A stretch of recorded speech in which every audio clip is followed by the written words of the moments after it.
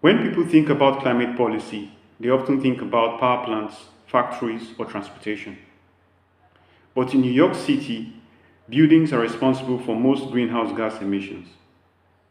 To address that challenge, New York City introduced Local Law 97, often called the LL97.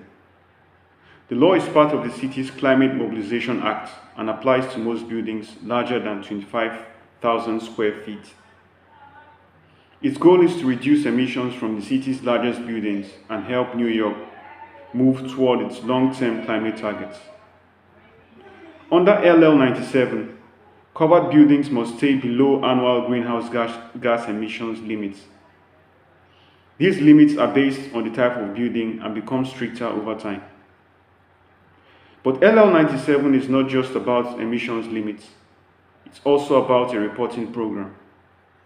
Building owners must calculate their building's annual greenhouse gas emissions and submit compliance reports each year, showing whether they meet the applicable limits. The reports must be certified by a qualified registered design professional, such as a professional engineer or a registered architect. If a building exceeds its emissions limit, the owner may face financial penalties based on the amount by which the limit is exceeded. Additional penalties can apply for failing to submit required reports or for submitting inaccurate information. The first compliance period began in 2024, and future emissions limits will become increasingly stringent as the city pursues deeper emissions reductions.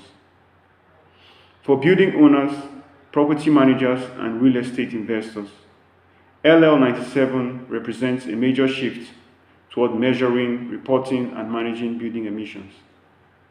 And for New York City, it is one of the most ambitious building decarbonization policies in the United States.